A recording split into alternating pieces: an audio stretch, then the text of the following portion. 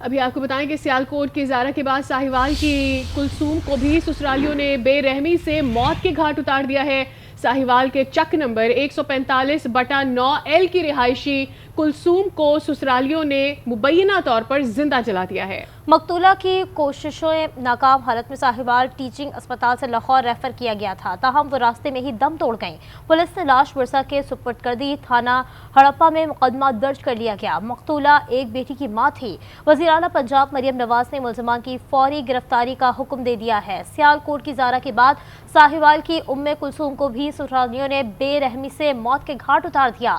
ساہیوال کے چک number 145/9 L کی رہائشی کلثوم کو سسرالیوں نے مبینہ طور پر زندہ جلا دیا۔ مقتولہ کو تشویشناک حالت میں ساہیوال ٹیچنگ اسپتال سے لاہور ریفر کر دیا گیا تھا۔ اسی پر بات کرتے ہیں، ہمارے ساتھ موجود ہیں بیورو چیف سلیم شیخ۔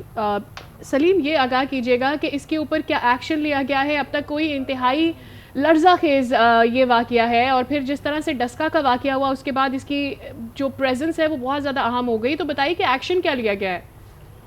دیکھیے، ابھی تک ایکشن تو کوئی نہیں لیا گیا، لیکن جو وزیر اعلیٰ پنجاب ہے مریم نواز شریف صاحبہ، انہوں نے فوری طور پر جو ہے اس واقعے کا نوٹس لیا، اور نوٹس لیتے ہی جو ہے وہ آر پی او ساہیوال سے رپورٹ بھی طلب کر لی ہے، اور ساتھ ساتھ جو ہے وزیر اعلیٰ پنجاب مریم نواز شریف نے جو ہے سوگوار خاندان سے دلی ہمدردی کا بھی اظہار کیا ہے۔ لیکن فوری طور پر جو ہے وہ یہ بھی ساتھ ساتھ کہا گیا ہے کہ جو بھی ذمہ داران لوگ ہیں ان کے خلاف فوری کارروائی کی جائے، اور کارروائی کر کے جو ہے جو بھی ذمہ دار ہیں ان کو گرفتار کیا جائے، اور گرفتار کرنے کے بعد جو ہے ان کو قانون کے مطابق جو ہے وہ سزا دی جائے۔ لیکن یہ واقعہ اتنا خوفناک ہے کہ اس سے جو ہے وہ دل دہل جاتے ہیں، اور جس طرح آپ نے پہلے بتایا کہ اس طرح کے واقعہ جو ہے وہ ہمارے معاشرے میں ایک جو ہے وہ المیہ بن گیا، اور اس سلسلے میں جو ہے مریم نواز شریف صاحبہ ہے ان کا یہ کہنا ہے کہ خواتین جو ہے ان کی ریڈ لائن ہے، کوئی بھی جو ہے وہ اس ریڈ لائن کو عبور نہیں کر سکتا، تو لہذا مریم نواز شریف صاحبہ نے فوری طور پر نوٹس بھی لے لیا ہے۔ اب دیکھنا یہ ہے کہ پولیس جو ہے وہ کس طرح ایکشن کرتی ہے۔ جی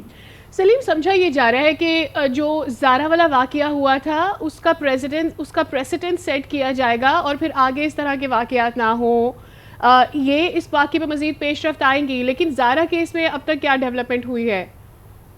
دیکھیے، جو واقعات ہیں اس قسم کے وہ اکثر بیشتر جو ہے وہ ہوتے رہتے ہیں، اور یہ پھر جو واقعات ہیں یہ گھریلو تنازعات کا کوئی نہ کوئی شکل اختیار کر کے جاتی ہے، لیکن جو ہماری حکومت ہے خاص طور پہ سیاسی حکومت، اس کی طرف سے ایکشن سخت لینے کے حوالے سے ہدایات تو جاری کی جاتی ہیں، اور ظاہر ہے جب کوئی واقعہ ہو جاتا ہے تو اس کے بعد ہی جو ہے وہ پولیس جو ہے وہ اپنے کیس کو جو ہے وہ مضبوط کرنے کی کوشش کرتی ہے۔ لیکن سلیم، بہت سارے ایسپیکٹس ہیں نا جس پہ ہم بات کرتے ہیں، ہمیں لگتا ہے کہ شاید اویئرنیس اس حوالے سے بڑھنی چاہیے، خود اعتمادی عورتوں میں بڑھائی جانی چاہیے جو گھریلو یا ڈومیسٹک وائلنس کا شکار ہوتی ہیں، اور بہت سارے ایسپیکٹس اس کو دیکھا جا سکتا ہے۔ اب جب آپ یہ کہتے ہیں کہ پنجاب حکومت کی ریڈ لائن ہے، تو اس ریڈ لائن کو کراس نہ کرے کوئی، اس پر کچھ ایکشن ہوا ہوگا، یا کوئی کوئی تھنک ٹینک بیٹھا ہوگا، کوئی بات باہر نکلی ہوگی؟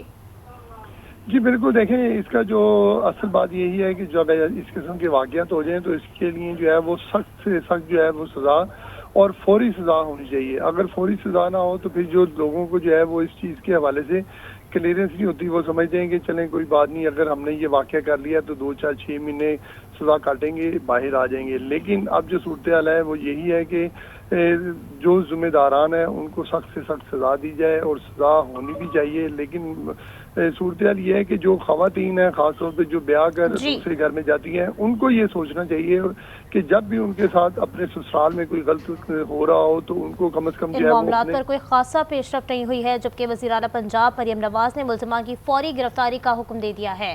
بہت شکریہ سلیم شیخ۔